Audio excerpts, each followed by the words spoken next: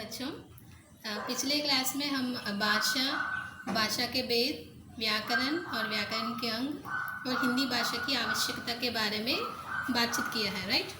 अब हम भाषा को दो भागों में बांट दिया है, मौखिक और लिखित। भाषा हम कब उपयोग करते हैं? हमारे मन की भावों को दूसरों से व्यक्त करने के लिए हम भाषा का प्रयोग करते हैं। जब हम मौखिक रूप से भाषा का प्रयोग करते हैं तो मौखिक भाषा के अंतर्गत आते हैं। जब हम हमारी भावनाओं को लिखित रूप कर व्यक्त कर सकते हैं तो लिखित भाषा के अंतर्गत आते हैं। ओके ना बच्चों? और इसके बाद प्रत्येक भाषा के लिए कुछ कानून होते हैं, यानी नियम होते हैं। उस नियमों को ही हम व्याकरण कहते हैं। उस नियमों को हम पालन करते हैं तो भाषा का शुद्ध रूप प्रयोग कर सकते हैं। इस व्याकरण को फिर 4 भागों में बांट दिया है। 4 भाग क्या है? वर्ण विचार, शब्द विचार, पद विचार और वाक्य विचार। सबसे पहले हम आज के क्लास में वर्ण विचार और शब्द विचार, इन दोनों के बारे में बातचीत करेंगे। वर्ण विचार, वर्ण का अर्थ क्या है? वर्ण का अर्थ क्या है? कहीं सुना है आप ये शब्द? ఎక్కడైనా విన్నారా వర్ణ అనే వర్డ్ మీరు? हाँ, वर्णमाला वर्ण అని వస్తుంది కదా। यस, वर्ण का अर्थ है भाषा की सबसे छोटी इकाई को हम वर्ण कहते हैं।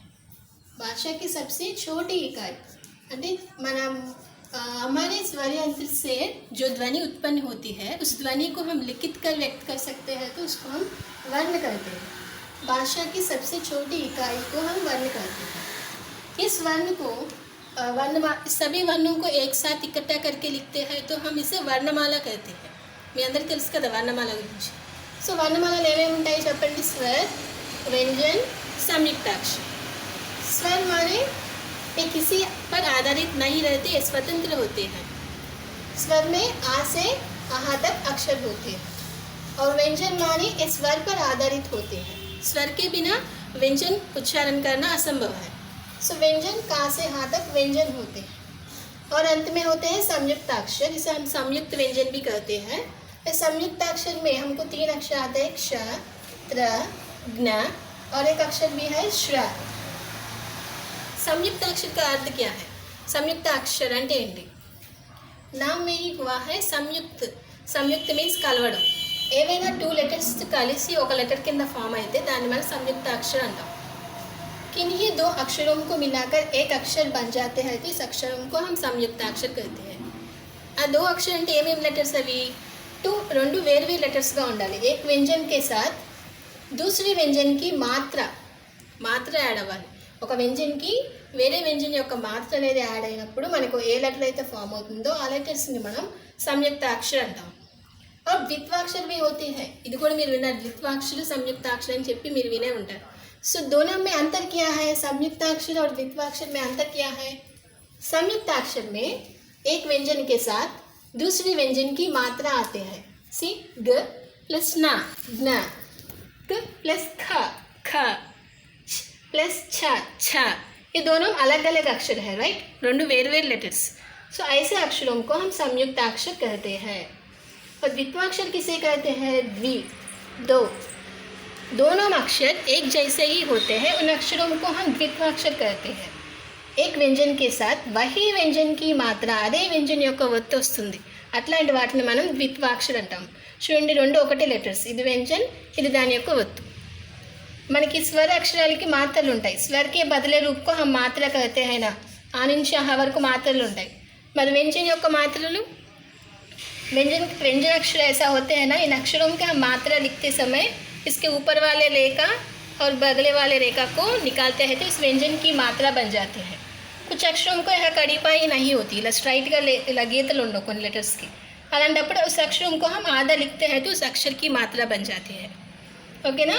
ఈ 2 లెటర్స్ సేమ్గా ఉంటే మాత్రం అది ద్విత్వాక్షర్, 2 వేరువేరుగా ఉంటే అది संयुक्ताक्षर। ओके, वर्ण विचार कंप्लीट हुआ है। अब हम सेकंड वन शब्द विचार के बारे में देखेंगे। शब्द का अर्थ क्या है? शब्द मीन्स वर्ड्स। वर्णों के सार्थक समूह को शब्द कहते हैं। అంటే లెటర్స్ అన్నిటిని కలిపితేనే కదా వర్డ్స్ ఫామ్ అవుతాయి మనకి। ఇలా లెటర్స్ మీకు ఇప్పుడు फूल फल ఉందనుకోండి, फा एक लेटर है, एक अक्षर है, ला एक अक्षर है, दोनों को मिलाते हैं तो हमको एक शब्द बनते हैं। है ना, वर्णों के सार्थक समूह को हम शब्द कहते हैं। लेकिन इस शब्द को प्रयोग के आधार पर इस शब्द को दो भागों में बांट दिया है। प्रयोग के आधार पर शब्द को दो भागों में बांट दिया है, विकारी शब्द और अविकारी शब्द। विकारी मीन्स चेंज होता है, परिवर्तन होते हैं। वाक्य में लिंग वचन कारक के अनुसार इसमें परिवर्तन होता है। इसमें लिंग वचन कारक के अनुसार कोई परिवर्तन नहीं रहता, అలాంటి వాటిని अविकारी शब्द आता है। अगेन इस विकारी शब्द को 4 भागों में बांट दिया है, संज्ञा, सर्वनाम, विशेषण, क्रिया। अब इस क्लास में हम संज्ञा और उसके भेद के बारे में डिस्कस करेंगे। संज्ञा का अर्थ क्या होता है?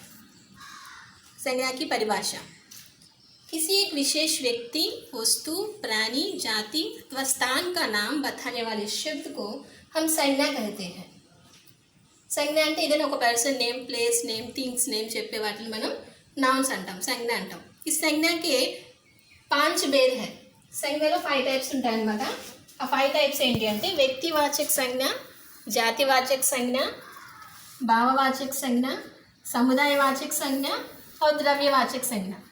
संज्ञा का 5 भेद है।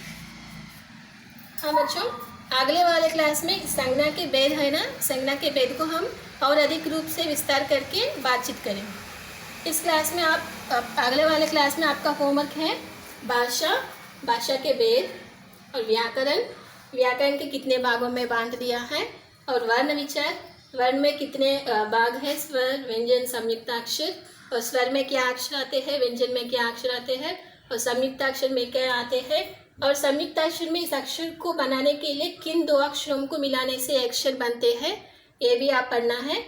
ये 2 अक्षरों को मिलते हैं तो अक्षर बनता है ना, सो ये 2 अक्षर भी आप याद रखना है। और संयुक्ताक्षर और द्वित्वाक्षर में अंतर क्या है, और इसके साथ साथ शब्द विचार, शब्द का अर्थ क्या है, और शब्द विचार में प्रयोग के आधार पर शब्द को कितने भागों में बांट दिया है, और इसमें विकारी शब्द क्या है और अविकारी शब्द क्या है, विकारी का अर्थ क्या है, अविकारी का अर्थ क्या है, और संज्ञा के भेद, इसके बारे में आप पढ़िए। और आगे वाले क्लास में मैं आपको प्रश्न पूछती हूँ, और संज्ञा के 5 भेद है ना, ये 5 भेद के बारे में भी आप पढ़िए। धन्यवाद।